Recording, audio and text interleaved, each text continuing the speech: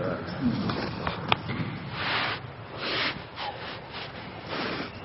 أعوذ بالله من الشيطان الرجيم وما أبرئ نفسي إن النفس أمارة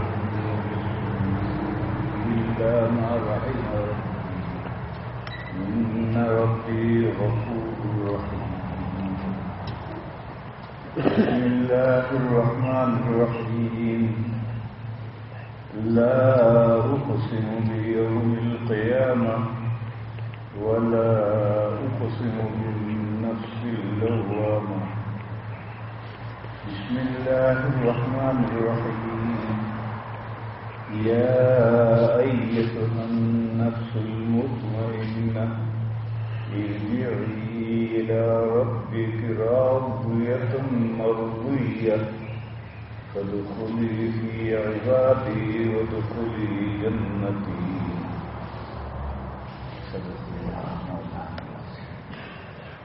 بزرگوں بھائیوں، جیسے انسان کی تین حالتیں بچپن، جوانی اور بڑھاپا،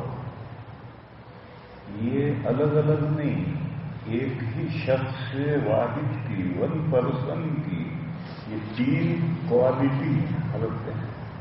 پہلے بچہ ہوتا ہے، جوان ہو جاتا ہے، پھر بوڑھا ہو جاتا ہے۔ اسی طریقے پر سمجھنا چاہیے کہ اللہ نے ہمارے اندر جو نفس رکھا ہے اس کی بھی تین حالت ہے،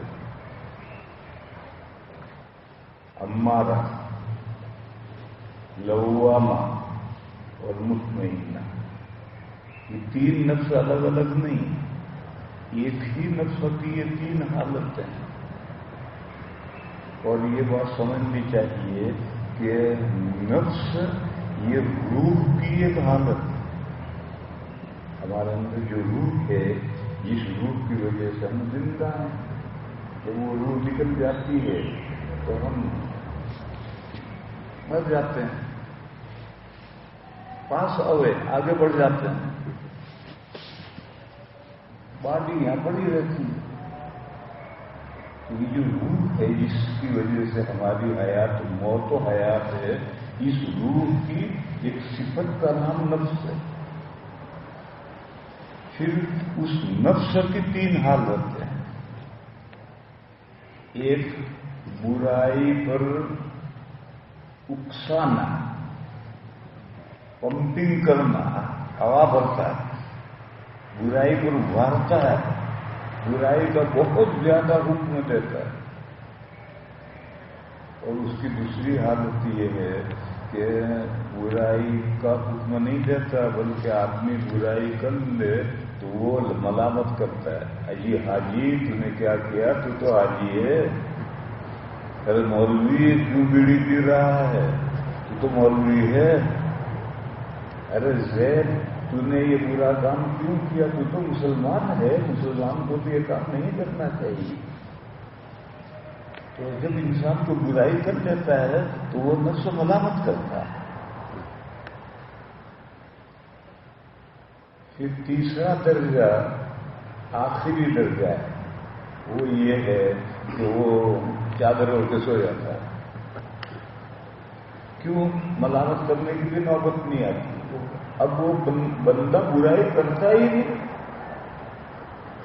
تو کس کو ملامت کرے؟ تو چادر اوڑھ کے سو جاتا ہے۔ میں طلبا کو ایک تفریحی بات بتاتا ہوں۔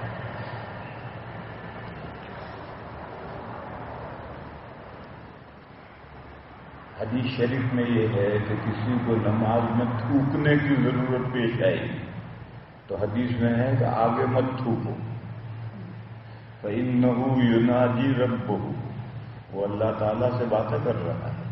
تو سامنے تھوکنے کا مطلب اللہ کے منہ پر تھوکنا ہے۔ لا حول ولا قوت۔ دائیں طرف مت تھوکو، اس لیے کہ دائیں طرف نیکیاں لکھنے والا فرشتہ ہے، تو دائیں طرف تھوکو گے تو اس کے منہ پر تھوکا، بلکہ بائیں طرف تھوکو، یا پیر کے نیچے تھوک کر کے اس کے اوپر مٹی کر دو. پہلے مسجدوں میں فرش نہیں ہوتے تھے، مٹی ہوتی. یدی حدیث پڑھاتے ہیں ہم تو ایک سوال پیدا ہوتا ہے کہ دائیں طرف نیکیاں لکھنے والا فرشتہ ہے تو بائیں طرف بھی تو فرشتہ ہے.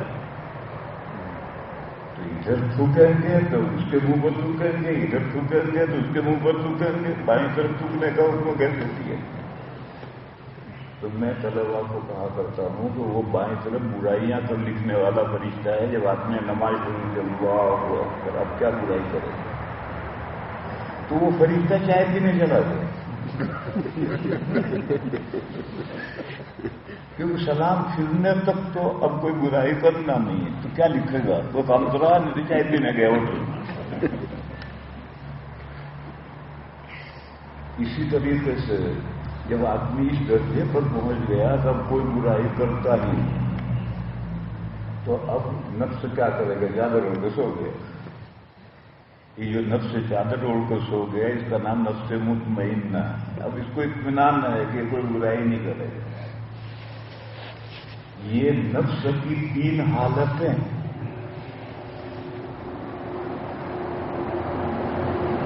پہلی حالت کا ذکر سورہ یوسف میں آیا ہے.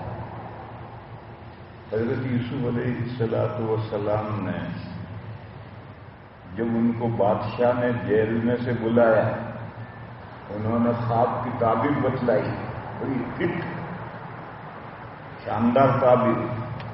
تو بادشاہ نے بلایا جیل خانے میں سے عزت کے ساتھ، تو حضرت نے آنے سے انکار کر دیا اور یہ کہا کہ میرا مقدمہ جو پینڈنگ میں ہے پہلے اسے چلاؤ اور صحیح صورتحال کیا ہے اسے نکھارو. میں مجرم ہوں نہیں ہوں یہ بات طے کرو پہلے، پھر آؤں گا. 9 سال سے مقدمہ پینڈنگ میں تھا. مقدمہ کیا تھا کہ یوسف علیہ السلام نے اپنی مالکہ پر ڈورے ڈالے، ان سے برائی کا ارادہ کیا. یہ مقدمہ تھا اور اسی مقدمے میں جیل میں بند کر دیے. جھوٹا مقدمہ، ڈورے ان کی مالکہ نے ڈالے، لیکن مقدمہ یوں قائم کیا گیا اور مقدمے زیادہ تر فرضی ہوتے ہیں. تو حضرت نے یہ کہا میں نہیں آتا، اپنے بادشاہ سے کہو میرا مقدمہ جو پینڈنگ میں ہے پہلے اس مقدمے کو چلاؤ، میں مجرم ہوں یا نہیں ہوں یہ بات طے کرو پھر آؤں گا. تو بادشاہ نے وہ فائل جج کے یہاں سے اپنے پاس منگوا لی اور بادشاہ نے خود مقدمہ چلایا. حضرت یوسف علیہ السلام کی جو مالکہ تھی عزیز مصر کی تھی اسے بھی بلایا. اور شاہی خاندان کی دوسری عورتیں جو پھل کاٹتے کاٹتے جنہوں نے ہاتھ کاٹ لیے تھے ان کو بھی بلایا. اور بادشاہ نے ان عورتوں سے پوچھا، پہلے ان عورتوں سے پوچھا یوسف کے بارے میں تم کیا جانتی ہو؟ تو سب نے جواب دیا ما علمنا علیہ من سوء، ہمارے علم میں ان میں کوئی برائی نہیں. گواہ سارے سست پڑ گئے. اب مالکہ سے پوچھا بول تو اس نے کہا آنا حسل اب تو دودھ اور پانی الگ ہو گئے. یہی تو سب گواہ تھے. ان گواہوں سے پہلے پوچھا، انہوں نے کہا ماں علمنا علیہ من سوء، ہم نے یوسف میں کوئی برائی نہیں پائی.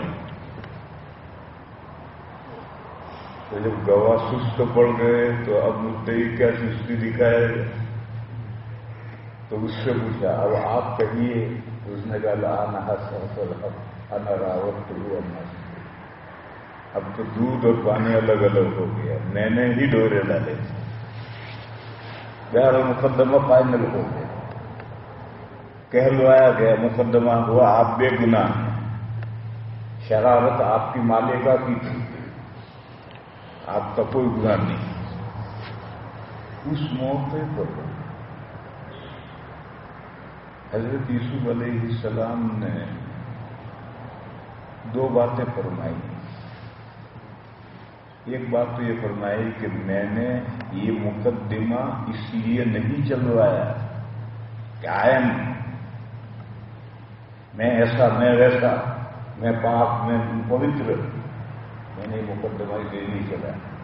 ذالک لیعلم انی لم اخنہ بالغیب، میرا آقا یہ بات جان لے کہ میں نے اس کی عدم موجودگی میں اس کی فیملی میں کوئی برا ارادہ نہیں کیا، اس لیے کہ ان کا آقا جو تھا اس کے بڑے احسانات تھے یوسف علیہ السلام، اور پھر اسی آقا کی بیوی کے ساتھ میں کوئی برائی کا ارادہ کرے تو آقا کا دل کتنا دکھے گا۔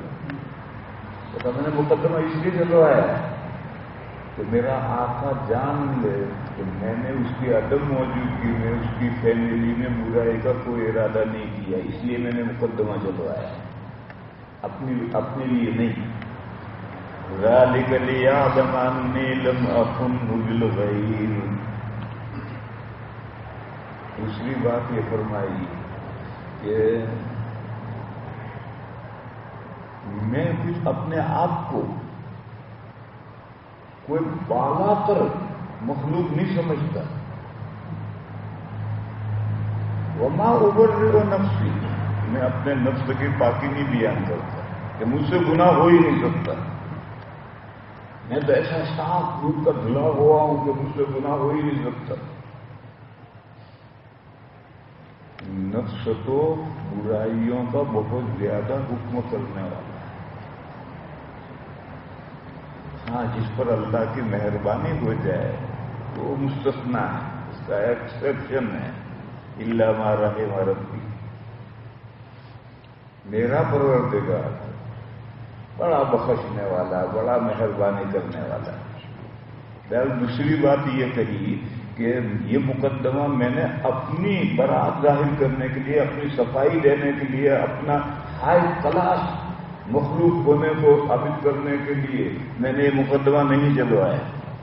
بشر کی حالت تو یہ ہے کہ اس کا نفس بہت زیادہ برائی کرنے والا، حکم دینے والا ہے۔ تو اس جگہ پر نفس امارہ کا ذکر آیا ہے۔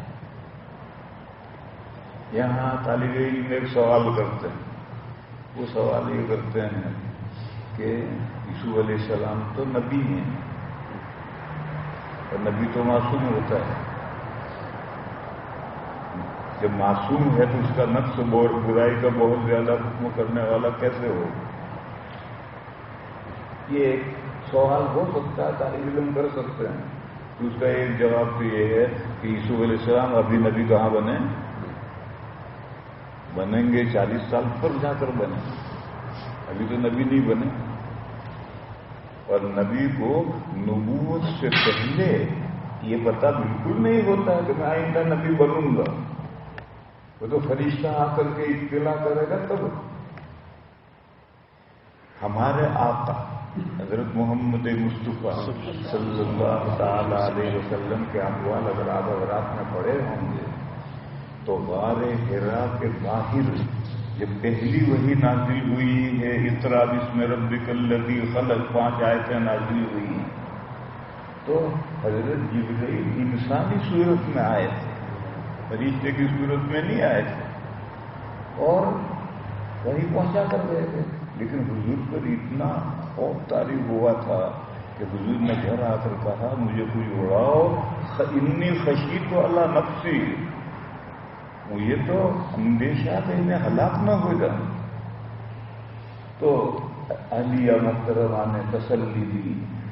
پھر ان کا ایک چچا زاد بھائی تھے جو بڑے عالم تھے عیسائیت کے، ان کے پاس وہ لے گئی، انہوں نے کہا گھبرائیے نہیں، یہ جن بھوت نہیں ہے۔ ورقہ نے کہا گھبرائیے نہیں، یہ جن بھوت نہیں ہے، یہ تو وہ بڑا فرشتہ ہے جو موسیٰ علیہ السلام کے پاس وحی لایا تھا، وہی آپ کے پاس آیا۔ تو گناہ سکون ہو گیا۔ یہ گھبراہٹ کیوں ہوئی؟ پہلی وحی کے موقع پر حضور کو بتلایا نہیں تھا کہ آپ کو اللہ نے پیغمبر نبی بنایا ہے، اس لیے گھبراہٹ ہوئی۔ پہاڑ ہے، پہاڑ کے اوپر دور دور کوئی انسان نہیں ہے، اور اچانک انسان آ کر کھڑا ہو جائے تو آپ جو بھوت سمجھے گا۔ پھر دوبارہ وحی بند ہو گئی، 6 مہینے تک وحی نہیں آئی۔ پھر حضور حسب معمول وہیں غار میں جانے لگے عبادت کے لیے۔ وہاں سے واپس لوٹ کر گھر آ رہے تھے اور اجیاد محلے سے گزر رہے تھے، اور آواز سنی حضور نے، آگے دیکھا، دائیں دیکھا، بائیں دیکھا، پیچھے دیکھا، کوئی نہیں۔ نظر اوپر اٹھی، وہ فرشتہ جو آیا تھا انسانی شکل میں، وہ اپنی اصلی شکل میں کرسی پر بیٹھا ہوا ہے اور پورا آسمان کا کنارہ اس کے وجود سے بھرا ہوا ہے۔ اب جبرائیل علیہ السلام اپنی اصلی شکل میں آئے تو پھر خوف ہوا، جلدی جلدی حضور اجیاد سے، حضور کا گھر وہ 500 میٹر اجیاد محلہ ہے، وہیں اب بھی ہے، وہیں اسی محلے میں بادشاہ کا محل بنا ہوا ہے جبل ابی قبیس پر۔ وہاں سے مروہ سے یوں موڑتے ہیں، موڑ کر جاتے ہیں تو وہاں حضور کا گھر وہیں قریب میں تھا، اور وہ گھر ٹوٹ گیا اور اب وہ شہر میں آ گیا، بلکہ وہاں لائبریری بھی بنی ہوئی۔ 500 میٹر کا فاصلہ ہے، تو حضور جلدی جلدی گھر پہنچے، اور گھر جا کر پھر اہلیہ محترمہ سے کہا مجھے اڑاؤ اڑاؤ۔ حضور اوڑھ کے لیٹ گئے۔ اب وہ فرشتہ وہاں سے لٹکتا آ رہا ہے، فدنا فتدلہ، اور 2 ہاتھ کے فاصلے پر آ کر رک گیا، فکان قاب قوسین او ادنی۔ اور پھر وہ دوسری وحی لایا، یا ایھا المدثر قم فانذر وربک فکبر وثیابک فطہر والرجز فاہجر۔ اور اب حضور کو بتلایا کہ آپ اللہ کے نبی بنائے گئے ہیں، اب اٹھیے دعوت کا کام شروع۔ حضور نے لحاظ پھینک دیا اور پھر کوئی ڈر نہیں رہا، پھر دعوت کا کام شروع ہو گیا۔ میں اس واقعے میں کیا سمجھا رہا کہ نبی کو پہلے سے قطعاً شان گمان وہم میں بھی نہیں ہوتا کہ میں آگے نبی بنوں گا۔ وہ تو جب نبی بنتے ہیں، فرشتہ جبرائیل اطلاع کرتے ہیں، تب جا کر ان کو پتہ چلتا ہے۔ تو جس وقت یوسف علیہ السلام نے یہ بات کہی تھی، اس وقت یوسف علیہ السلام نبی کہاں بنے تھے؟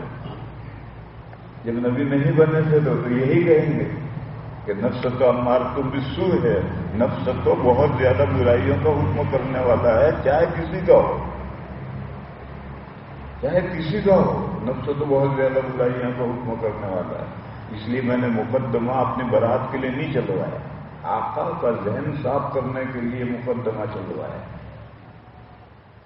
ایک جواب تو ہم یہ دیتے ہیں کہ جب یوسف علیہ السلام نے یہ بات کہی تھی، یوسف علیہ السلام نبی کہاں بنے تھے؟ نبی تو 40 سال کے بعد بنے۔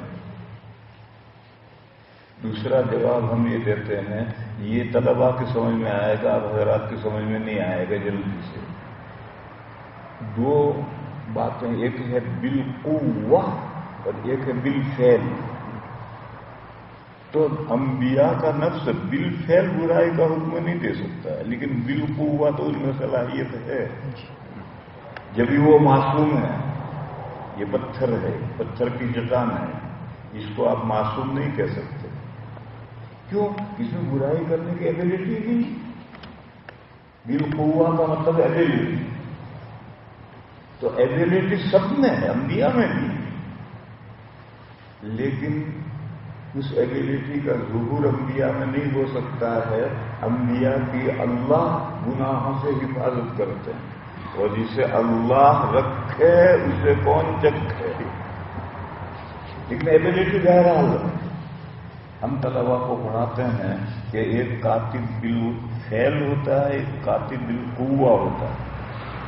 ہر انسان کاتب بالقوہ ہے، اس کے اندر لکھنے کی رائٹنگ کی ایبلٹی ہے، لیکن لکھنا کوئی کوئی جانتا ہے۔ جو لکھنا جانتا ہے وہ کاتب بالفعل ہے، اور جو لکھنا نہیں جانتا وہ کاتب بالقوہ ہے، اس میں لکھنے کی ایبلٹی ہے۔ بس اسی طریقے سے سمجھنا چاہیے کہ انبیاء کا نفس امارہ بالسوء بالفعل نہیں ہوتا، اللہ حفاظت کرتا، اور اللہ کی حفاظت کے باوجود وہ برائی کا حکم دے کیسے ممکن ہے؟ لیکن ایبلٹی ہے، اسی لیے وہ معصوم کہلاتا ہے۔ اور پتھر کی چٹان کو یا اس دیوار کو ہم معصوم نہیں کہہ سکتے، کیوں؟ اس میں برائی کرنے کی صلاحیت ہی نہیں۔ دوسرا جواب ہم طالب علموں کو یہ دیتے ہیں کہ ہر ایک کا نفس امارہ بالسوء، کسی کا بالفعل، کسی کا بالقوہ۔ جیسے مومنین میں سے جو مومنین ترقی کرتے کرتے اس درجے پر پہنچ گئے کہ ان کا نفس مطمئن ہو گیا کہ اب یہ برائی نہیں کرے گا، وہ چادر اڑ کے سو گیا، تو اس کا نفس بھی امارہ بالسوء ہے، لیکن بالقوہ، بالفعل نہیں۔ اسی طرح سے انبیاء کا حال ہے۔ بہرحال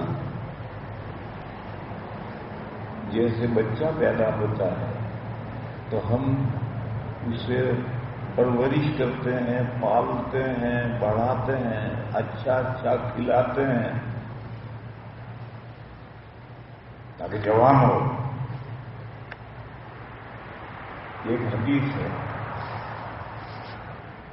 کہ اگر مومن کوئی خیرات کرتا ہے، صدقہ کرتا ہے، تو اللہ تعالیٰ اس کو اپنے دائیں ہاتھ میں لیتے ہیں، اور اللہ کے دونوں ہاتھ دائیں ہیں، دونوں ہاتھ دائیں ہیں، یعنی دائیں میں قوت کا تصور اور بائیں میں ذوق کا تصور، کمزوری کا۔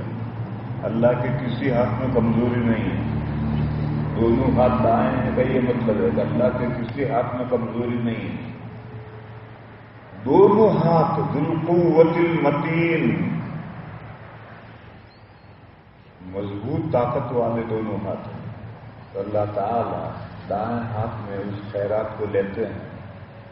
یہاں سے مسئلہ نکلا کہ کوئی انعام جلسے میں تقسیم ہو رہا ہے تو بعض مدد طالب علم بائیں ہاتھ لمبا کرتا لینے کے لیے، تو ان کے دائیں ہاتھ میں لے، وہ دائیں ہاتھ لمبا، معلوم اچھی چیز دائیں ہاتھ سے کرنی چاہیے۔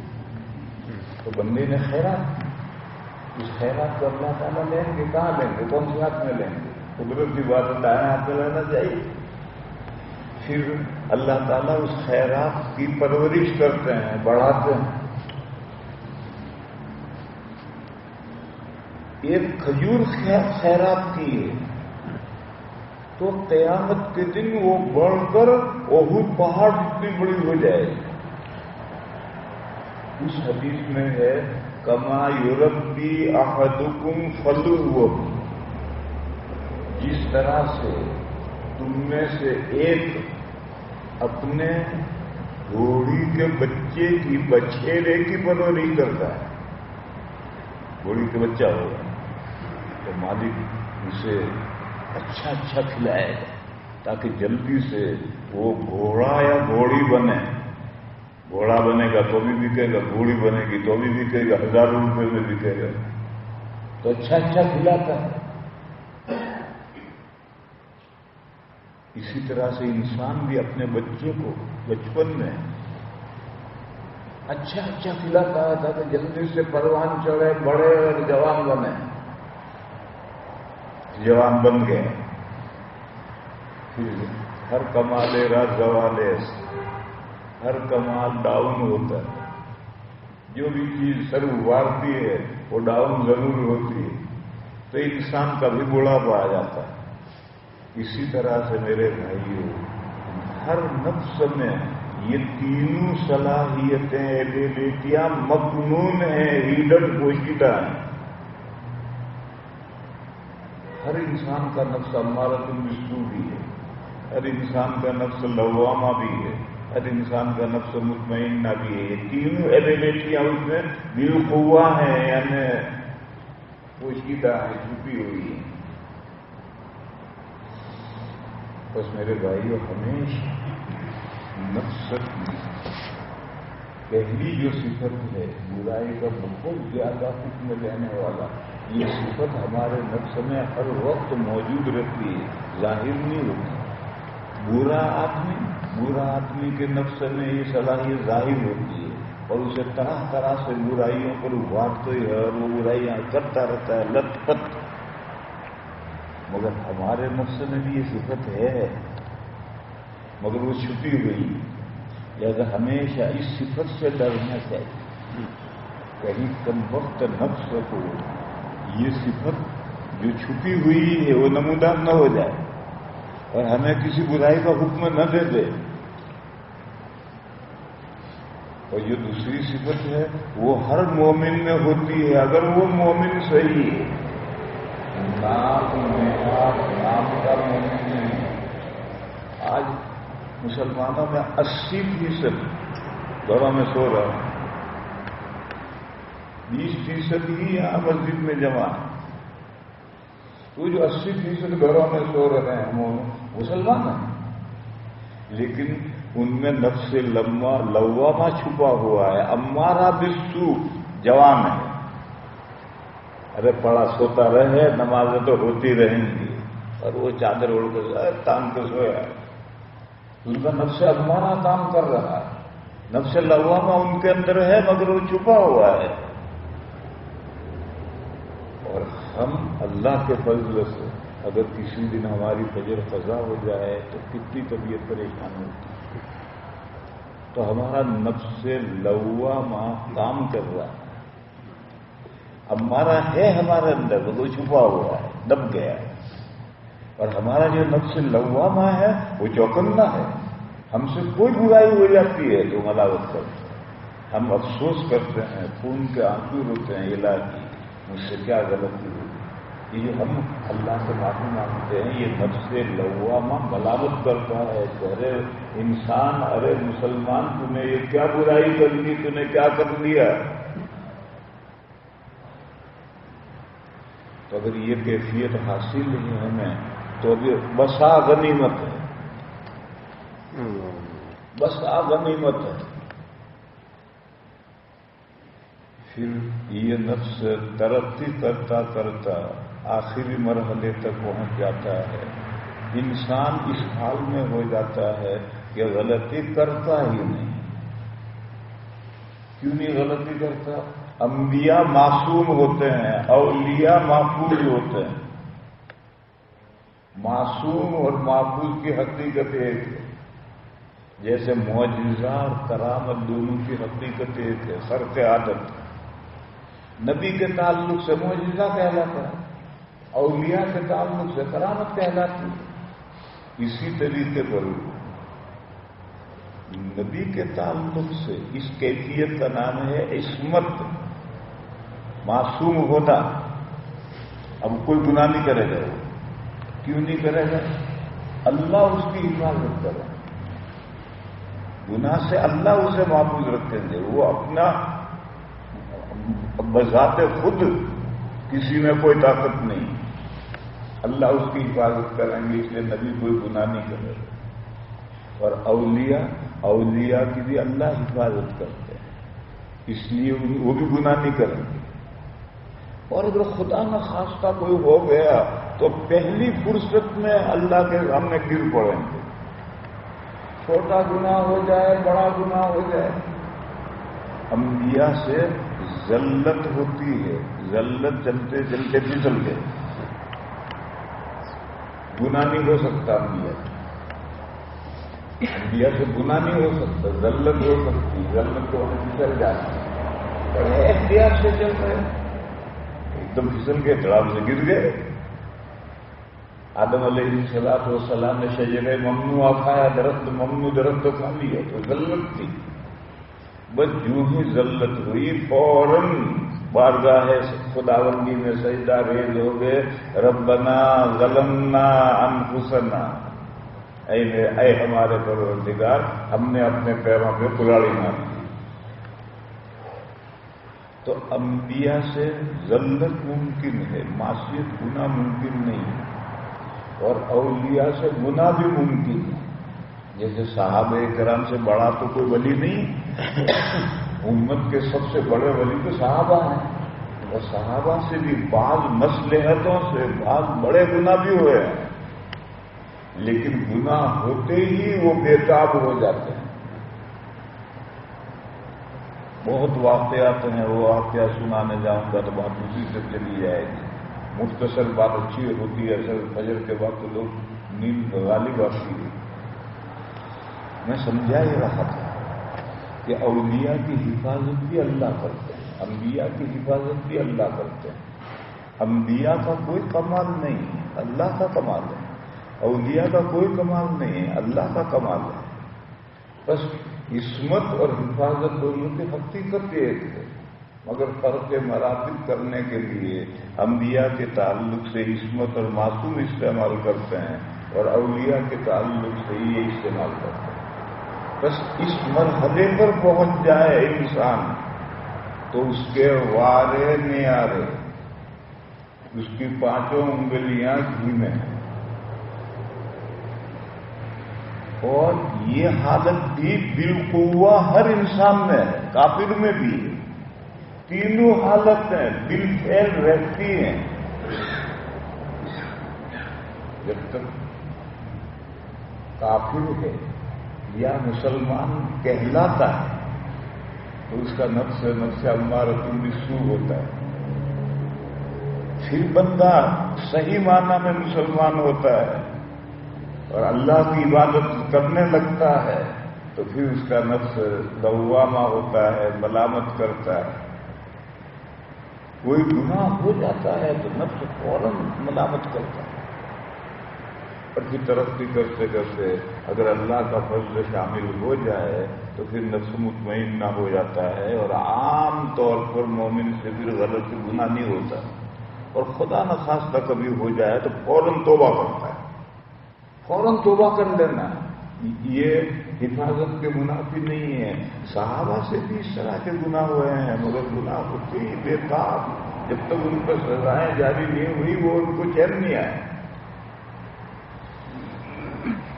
ہمارے امام صاحب نے آج صبح یہ آیت پڑھی تھی، لا اقسم بیوم القیامہ ولا اقسم بالنفس اللوامہ ایحسب الانسان ان لن نجمع عظامہ۔ قرآن کریم نے دو دلیلیں بیان کر کے یہ مضمون سمجھایا ہے کہ تمہیں مرنے کے بعد دوبارہ زندہ ہونا ہے۔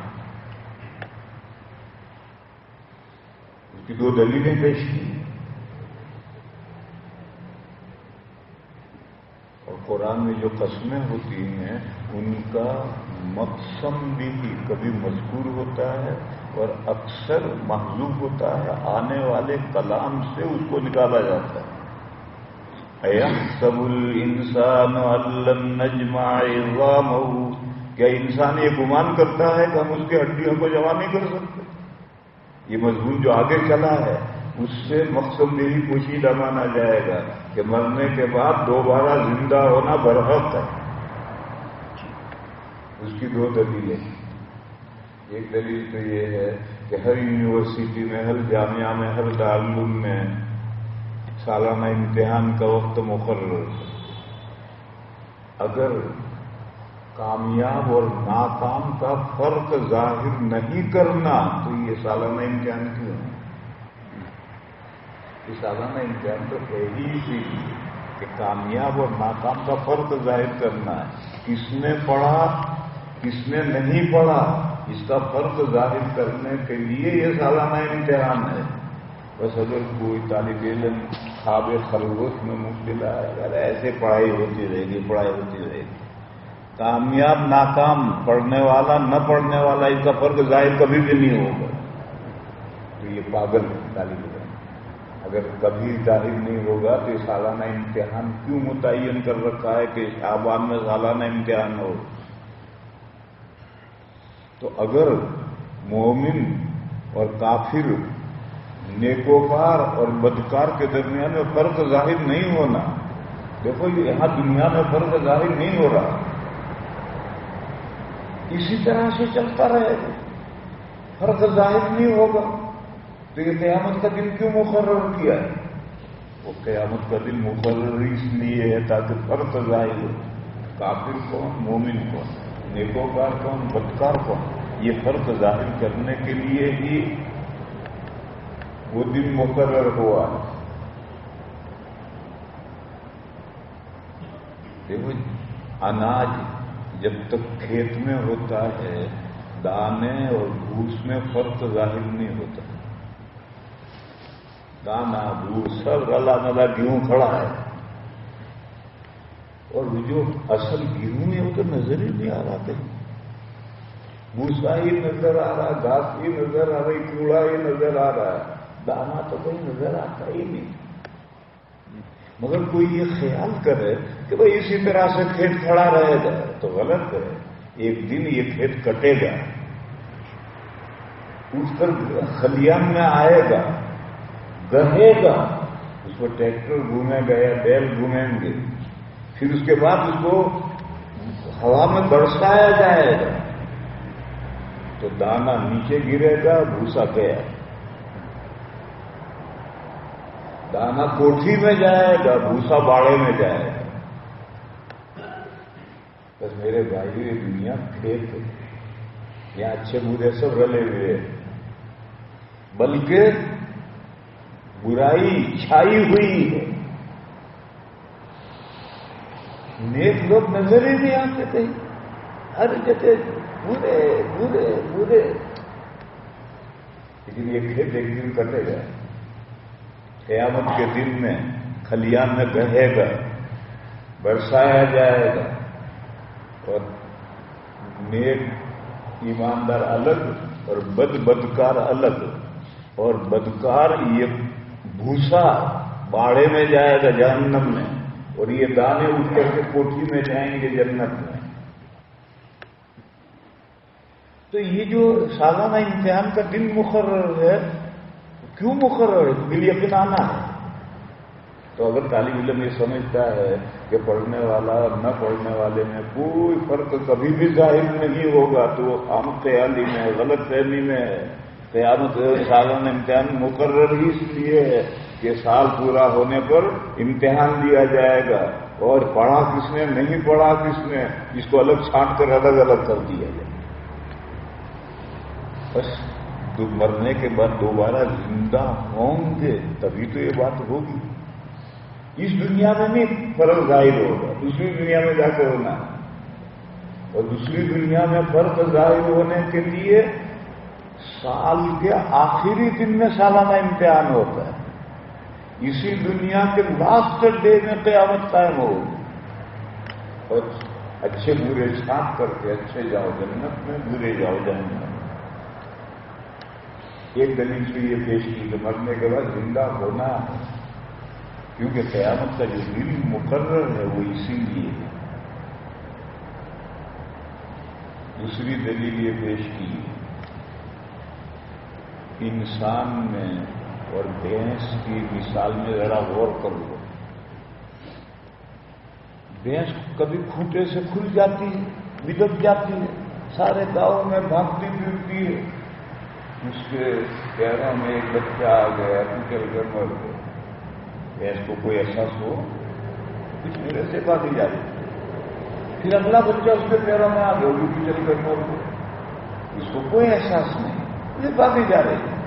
تیسرا بچہ پیروں میں آ گیا، تینوں مر گئے، بھینس کو کوئی احساس نہیں۔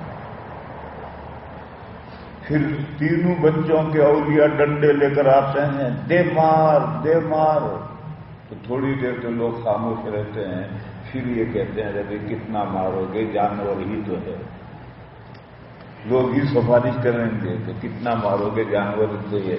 اس بھینس کے خلاف کوئی مقدمہ کورٹ میں نہیں لے آتا کہ ہمارے بچے کو مار لیا اس بھینس نے۔ یہ بھینس کے احوال اور انسان کا حال سنو۔ ایک انسان مومن ہے، ایک بچہ اس کی گاڑی کے پہیے میں آ گیا، نادانستہ کچل گیا، مر گیا، یہ ایسا کانٹا اس کے دل میں بیٹھ جائے گا الہی، مجھ سے میرے ہاتھ سے بچہ مر گیا، زندگی بھر یہ کانٹا اس کے دل میں سے نہیں نکلے. اور اگر خدا نہ خواستہ بالقصد گاڑی چڑھا دے بچے پر تو پہلے تو ہندوستان میں تو پبلک ہی اس کا ستیہ ناش کر دے.